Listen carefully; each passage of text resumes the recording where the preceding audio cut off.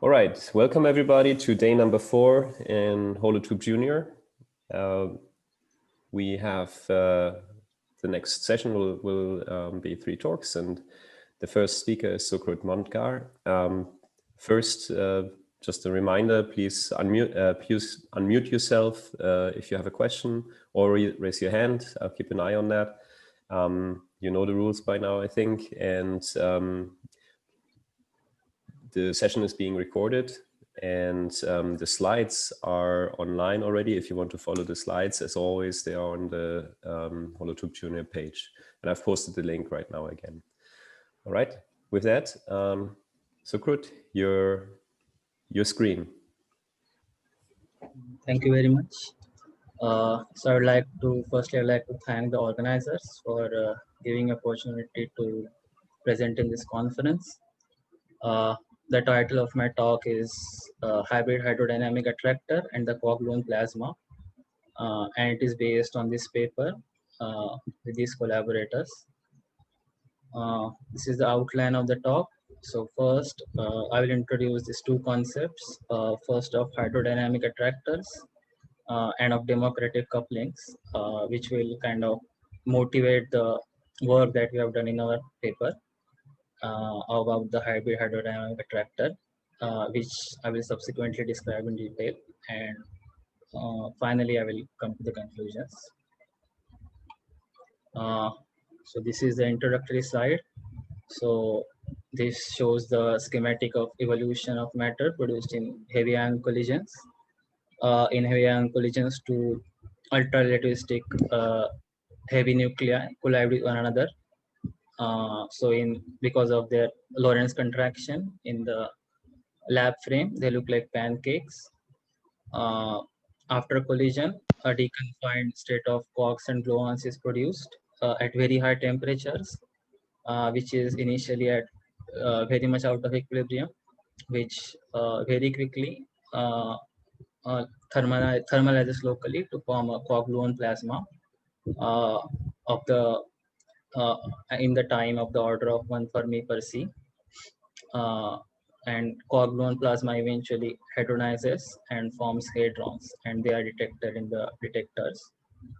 The most of the particles that are detected have low values of transverse momenta, and these low PT particles show signs of collective behavior, as is known from experimental measurements. Also, the hydrodynamic simulations of this quark-gluon plasma phase successfully reproduce the experimental data of the heavy ion collisions. And we know that quark-gluon plasma is a strongly coupled fluid with very small value of eta or S, specific viscosity. Now these hydrodynamic simulations of the QGP, they typically start with the initial conditions, which are highly anisotropic.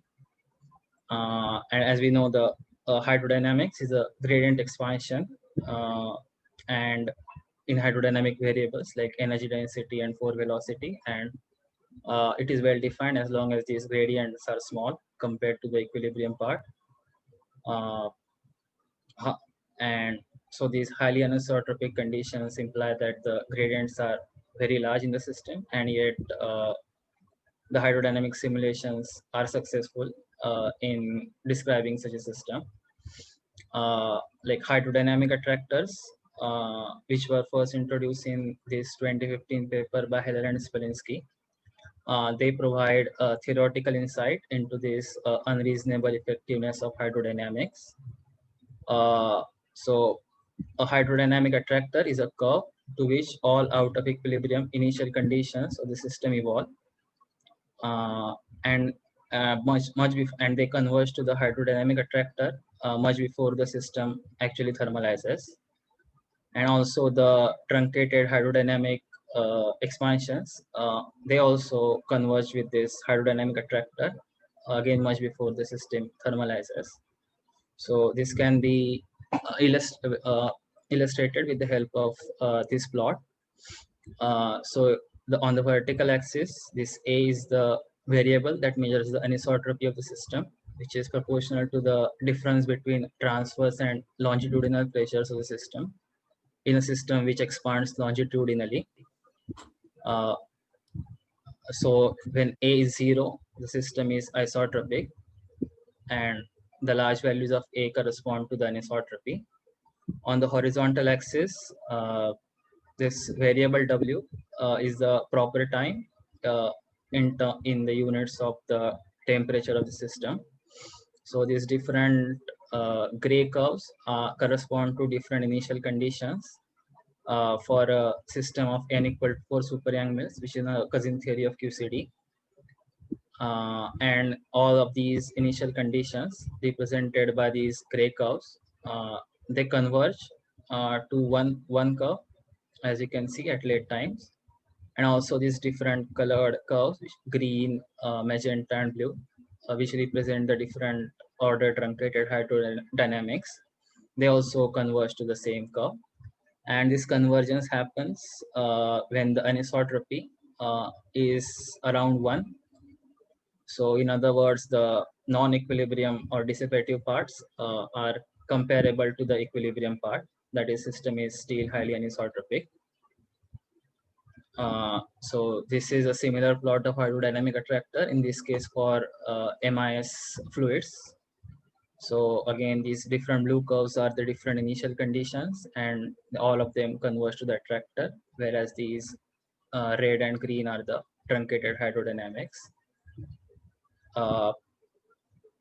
So hydrodynamic attractors have been found in many phenomenological models of heavy ion collisions so far. Yeah, so now I will go to the next part of my talk, which is democratic couplings. So together, the hydrodynamic attractor and democratic couplings will motivate the concept of the main core of the talk. So if are there any questions so far? Can wait. If there are any questions?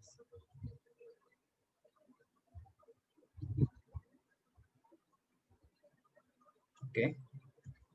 So we know that QCD has a running coupling, which decreases with increase in the energy scale. And QCD can be described, the perturbative QCD works only at high energies when the coupling is small, and at low energies, we have to use the non-perturbative techniques like holography. The matter which produce in heavy ion collision, it involves wide range of energy scales as it evolves through various stages. The most of theoretical approaches that treat the heavy ion collisions, they either work with exclusively strong coupling approach or the weak coupling approach. However, so if one has a framework which combines both perturbative and non-perturbative degrees of freedom, then one could describe the entire evolution in a single framework. So semi-holography is one such approach, which was developed in these papers in the context of heavy ion collisions. So for this approach to be consistent with the Wilsonian RG, okay, so the idea of the semi-holography is that the basic assumption is that the quantum effective action of QCD, it contains perturbative as well as non-perturbative terms, and the non-perturbative terms can be completely determined from the perturbative terms alone. So this is the basic premise of this semi-holographic approach. I'd also assume that these non-perturbative corrections have the holographic dual. They come from the strongly coupled holographic theory. So now this framework, to be consistent with Wilsonian RG, one should be able to determine the non-perturbative dynamics at a given energy scale. Should only depend on the perturbative dynamics up to that scale, only up to that energy scale. So this requirement can be fulfilled if one uses a specific kind of couplings between the perturbative and non-perturbative sector of the system, called as democratic couplings. These couplings have been described in detail in this paper. So there can be various kinds of democratic couplings. However, for our work, we are interested in coupling two amines fluids, and for this, the only metric couplings will be relevant. So the metric couplings work as follows. So the full system, the physical system, lives in a physical metric background, G mu B, which for practical purposes, any practical purposes will be the flat Minkowski background. Now this physical system is assumed to be made up of two hypothetical systems. And each of these hypothetical system lives in its own effective metric background. So here the blue color corresponds to quantities of the first system, and the red color corresponds to quantities of the second system. Now each of these systems, each of these subsystems is closed with respect to its own effective metric background. That is, its energy momentum tensor of each subsystem is conserved with respect to its own effective metric background. Now these metric coupling rules work as follows. The effective matrix of each subsector is promoted to the functional of the energy momentum sector of the other subsector. So the precise form of these rules are as follows. So where these gamma and gamma prime are the semi-holographic couplings, which are dimensional quantities, and the second and third term in each of these equations are different in a way the indices are contracted with each other, and these equations are symmetric with respect to both the subsystems. Now given the individual Ward entities and these coupling equations, one can show that the energy momentum tensor of the full system, a physical system constructed in this way, is conserved in the actual physical metric background, G mu B. Now it has the contribution from the first part, the first subsystem, the second subsystem, and there is some interaction term, which is given as delta K, proportional to delta K, which is this. So one important point to note that this full energy momentum tensor constructed in this way, this is just a polynomial of the subsystem energy momentum tensors, and it does not involve any other kind of operators. So suppose if we have the subsystems are described using hydrodynamics, then that should suffice to have a phenomenologically viable description of the full system, because the full EM tensor does not contain any operators which cannot be described within hydrodynamics. So this property is special to the democratic couplings that we use here, and any arbitrary coupling wouldn't be able to satisfy this requirement. Yeah. So yeah, before I go further, are there any questions? Sorry, I have a question. Yeah. By the two subsystems, you mean two subsystems in position space, and yes or no? Yeah, sure, in position space. Okay, and then okay, good. And are they in contact with each other? They interact with each other via these metric coupling rules. So as in, so both share the same topological space. So both are described using the same set of space-time coordinates. However, they are close with respect to their own effective metric background. So first system will be conserved with respect to this covariant derivative only with respect to this G mu, and the second one with respect to the covariant derivative constructed from this G tilde mu. But the interaction is only in this way via these coupling rules. And you want to keep both of them until the end, or probably you will integrate out one of them? No, not really. They are like so we assume that these are the hypothetical systems. These are not really the physical ones. Okay. Yeah. Okay, thanks.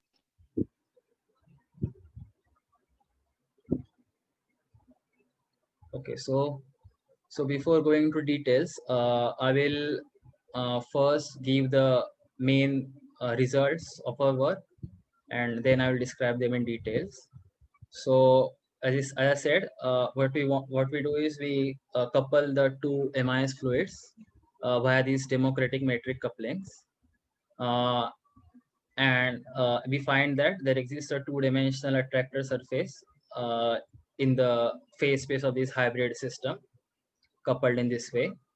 And it is this two-dimensional attractor surface is ruled by the curves, which can be labeled by these two constants, alpha and beta, defined in this way, where epsilon and epsilon tilde are the energy densities of the each subsystem and tau is the time. And any initial condition of the hybrid system evolves to one of these curves on the attractor surface. And second, there are two subsystems that we which are two MIS fluids that we couple in this way. They never equilibrate individually, and yet the full system that we construct out of them, this full system EM tensor can be described as a single fluid at late time. So, and the equation of state and the shear viscosity of this full system can be determined in terms of these two constants, alpha and beta, that characterize the curves on this attractor surface. Third, we find that in this model, the energy density is always dominated in the weakly coupled sector at earlier times, as compared to the strongly coupled sector. And as the time evolves, the weak sector shares its energy with the strong sector. So this feature is similar to the bottom thermalization scenario of the heavy ion collisions, where initially the hard sector, the energy is concentrated in the hard sector, which it eventually shares with the soft gluons, and which form the bath of soft gluons. Fourth, we find that the weak system, weak subsystem, hydrodynamizes much later than the strong system, unless the strong system has extremely tiny fraction of energy to begin with. So we characterize the two MIS fluid that we couple with as one as the weak system and other as a strong system, based on the values of their transport coefficients. And we find that the weakly coupled sector always hydrodynamizes later than the strong sector, unless the strong sector is extremely tiny fraction of energy at reference time. But the ratio of the hydrodynamization time of the two sectors, that depends on the total energy in the system, and it becomes extreme as the total energy of the system at reference time is decreased, and the weak system hydrodynamizes much later as compared to the strong system. So this can give this observation can give some new perspective into understanding the small versus large system in the heavy ion collisions. So now I will describe all the 4 points in details. So the equilibrium of this hybrid two fluid model has been described in this paper. In our work, we study the non-equilibrium dynamics of this hybrid two fluid model by describing each subsector by MIS theory. So just to quickly review the MIS theory. So in hydrodynamics, we have the dynamical variables at energy density or the 4 velocity, and the energy momentum tensor is a gradient expansion in those, and the equation of motion is the conservation of energy momentum tensor. So in MIS, the shear stress tensor is promoted to an independent dynamical variable which satisfies this equation. So in our work, we work with conformal systems, and therefore I've set the bulk viscosity to be 0 here. And this tau pi relaxation time is a new transport coefficient introduced by this MIS theory.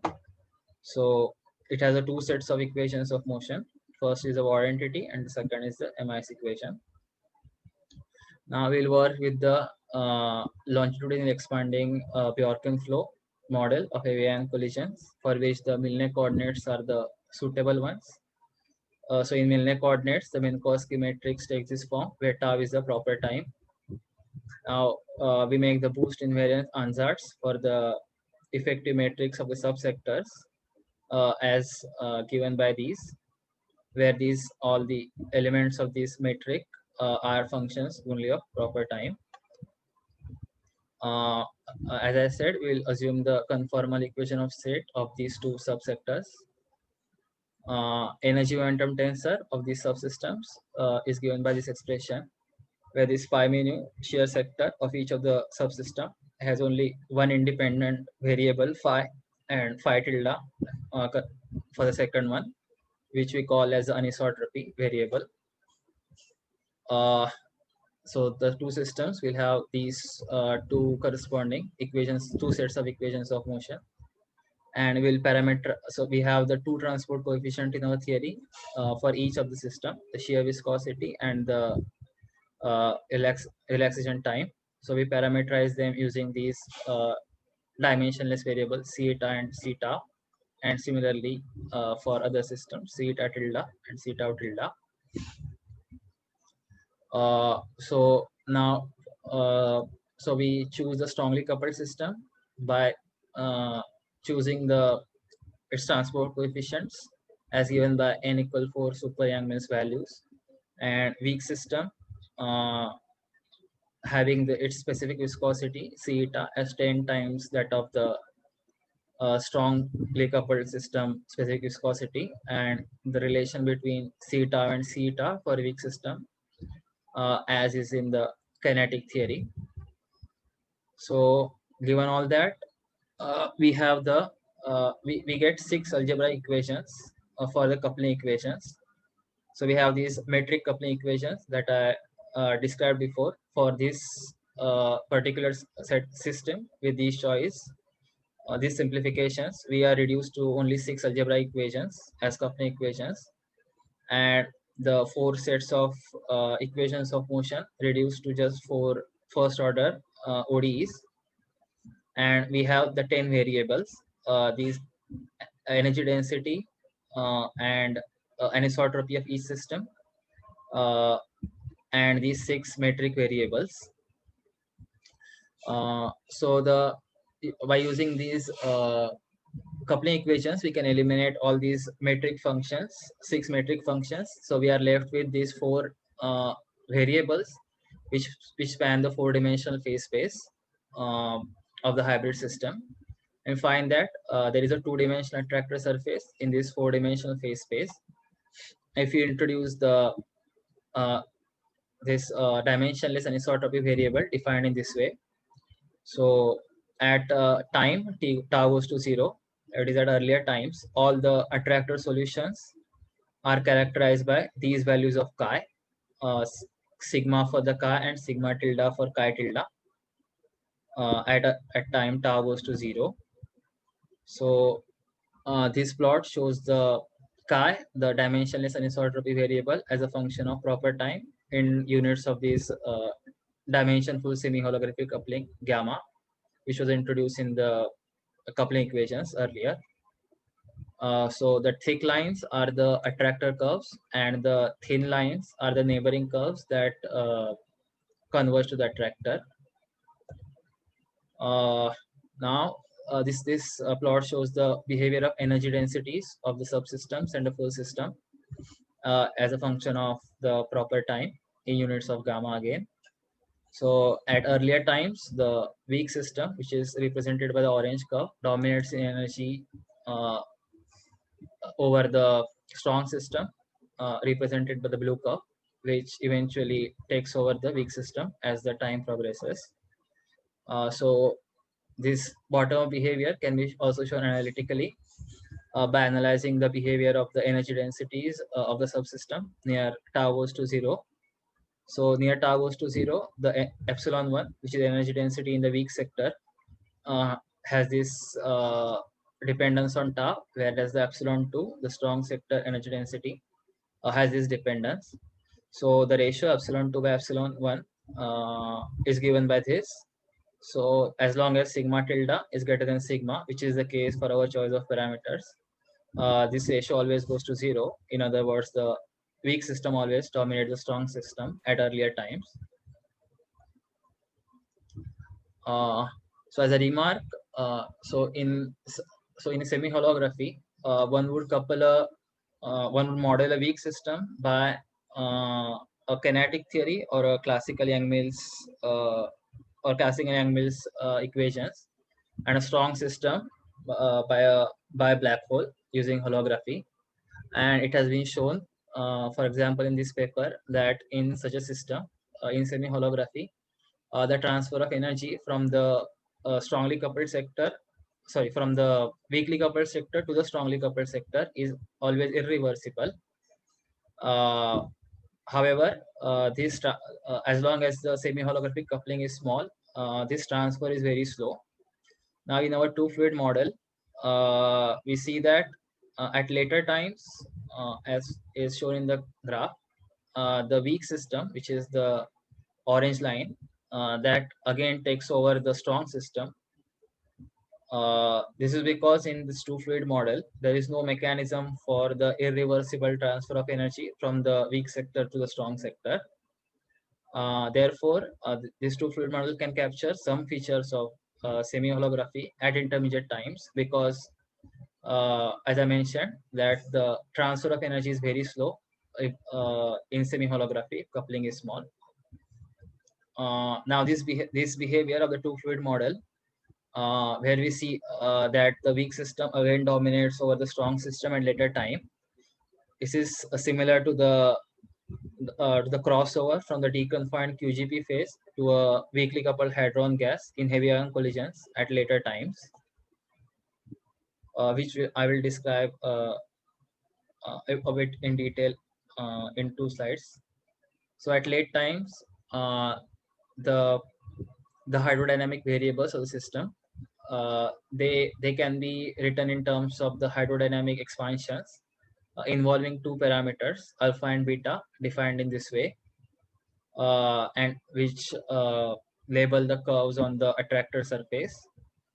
And even though the 2 systems, the individual subsectors, do not equilibrate, yet the full system can be described as a single fluid at late times with its specific viscosity given by this expression, C eta effective, in terms of alpha and beta.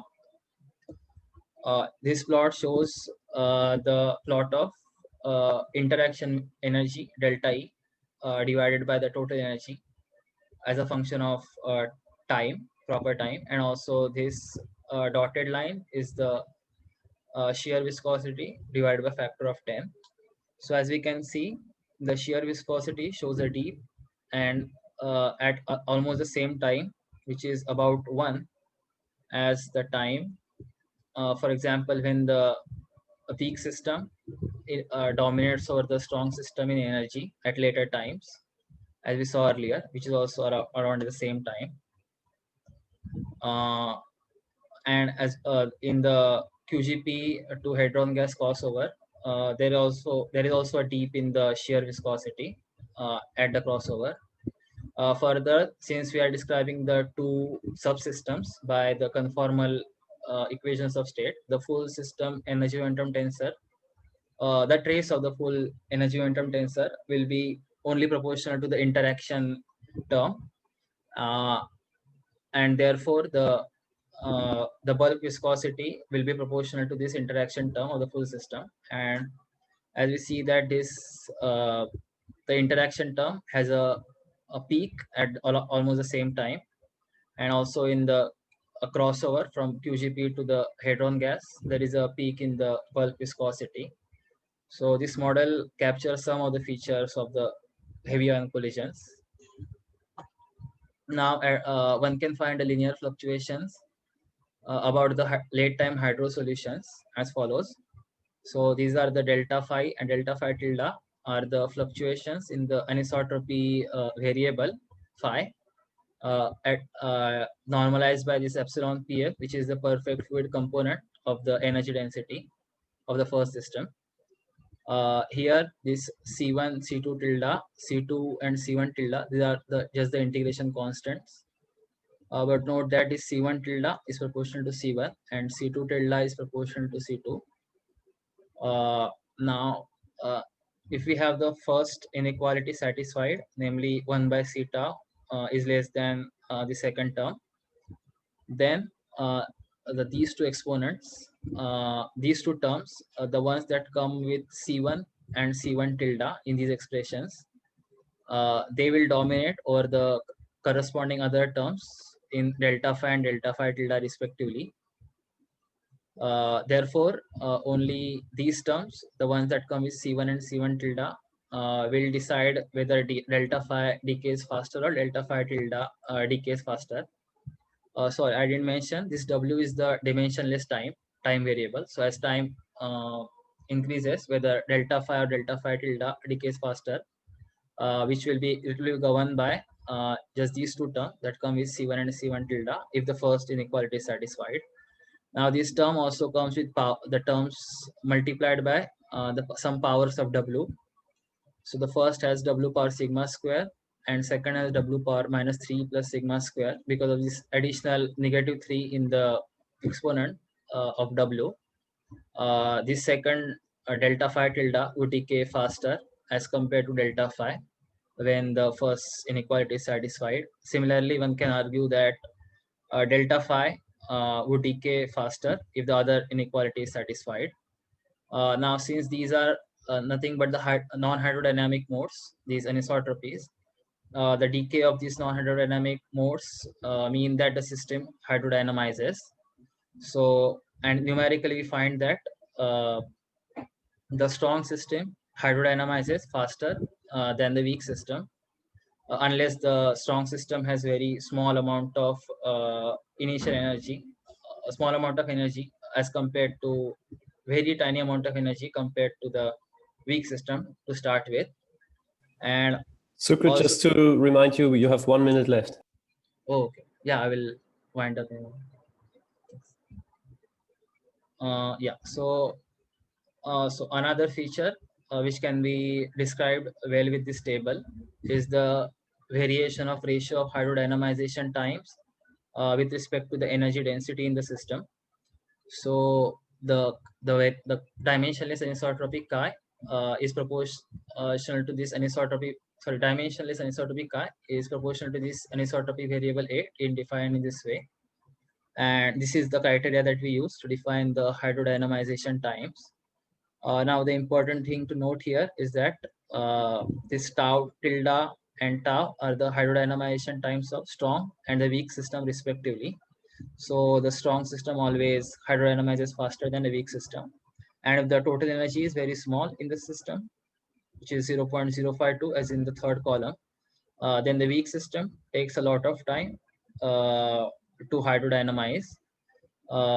And thus, this can be interpreted as a small system small system may not have the time to hydrodynamize if the total energy is small, which will be the case for the small systems in heavy ion collisions. So this kind of interpretation may provide some new perspective for the study of small versus large systems in heavy ion collisions. So just to conclude the talk, so the hybrid two fluid model, we showed that the hybrid two fluid model by using the MIS systems as the two components provides a model for non-equilibrium dynamics of two component system with different amounts of self interactions. This hybrid system exhibits a two-dimensional attractor surface ruled by the curves, and these curves are labeled by the two parameters, and any initial condition evolves to one of these curves on the attractor surface. In our model, we find that bottom of thermalization feature is universal as long as we have one system weakly coupled, other is strongly coupled.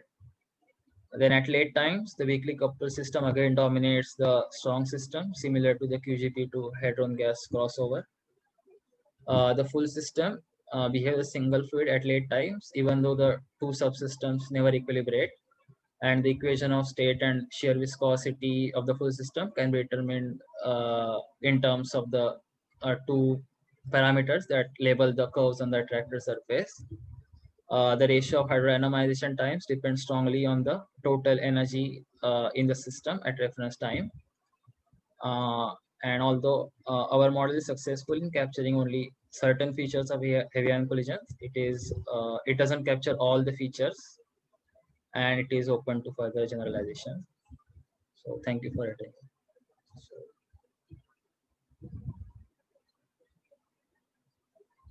Hi, Sukrit. Thank you for the nice talk. And do we have questions?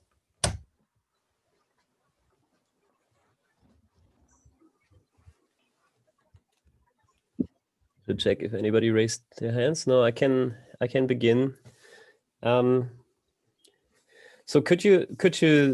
I couldn't follow the logic of the slide where you explained the coupling between the two subsystems and why one, the tilted metric seems to be sourcing the energy momentum tensor of the other system. That's something I didn't quite understand. Could you go back to the slide? Which one? You had the T mu nu tilde and the T mu nu and the corresponding metrics at the very beginning. Yeah, this one. Yeah. Mhm. So this is the metric with the tilted metric is the second subsystem. Let's say Could you say what the notation means again? Yeah, so the blue colors correspond to the first one, the red colors correspond to the second one, and also tilde correspond to the second one. And what does it mean that the energy momentum tensor, so that the metric in the first subsystem is a functional of the second Right. Subsystem energy momentum tensor? So, well, that is the kind of hypothesis of this approach, the semi-holographic approach.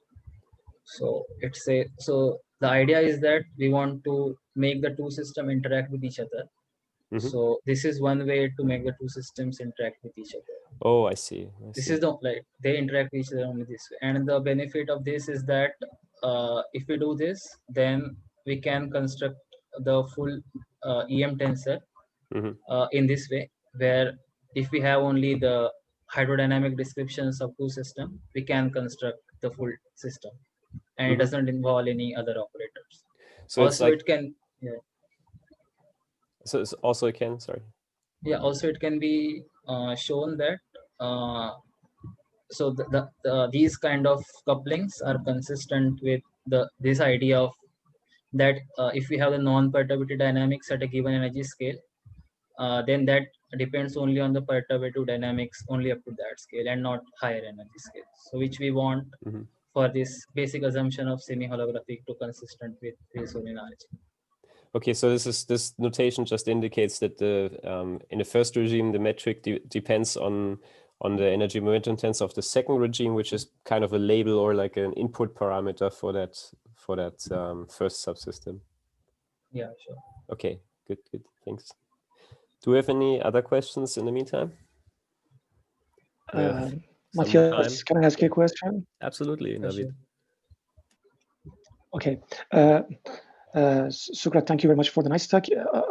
Did you compute the entropy current for the full system or no? Because I think it can give us some information.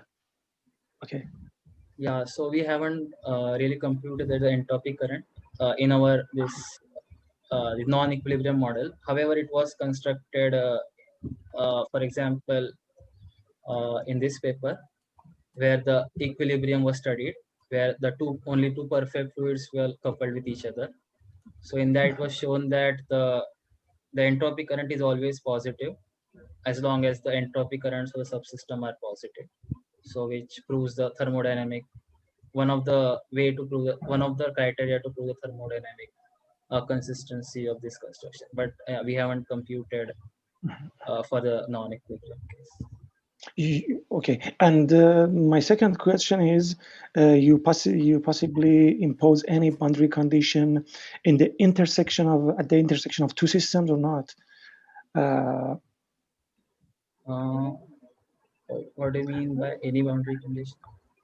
I understood that as you said, as you told Matthias, I understood that two subsystems are coupled to each other in a very special way, and energy momentum tensor of one system is the source for the other system. But my question is there possibly any specific boundary condition in the region that these two systems are in contact with each other? Actually, the idea is, so yeah, I think since we are only dealing with the two fluids, so yeah, so sorry, but I didn't understand what you mean by the two systems are in contact with each other. I think Naveed is asking for matching. Is that right, Naveed? Like yes, you're exactly, matching condition at an overlap between the two metrics that describe your system, but maybe that's not what you're doing. You're thinking of the one metric covering the whole system and the other metric also covering the whole system, but it's more like a super fluid, two fluid model where you have both phases at the same time. At the same time. Okay, thank you. Okay, if there's no more questions, I don't see anyone right now. So we should move on to the next talk. We have about 2 minutes to set up. So thank you again, Sukrut, for your very nice talk. Very interesting results. And Rajiv, are you there? I know you're there. I'm a guest.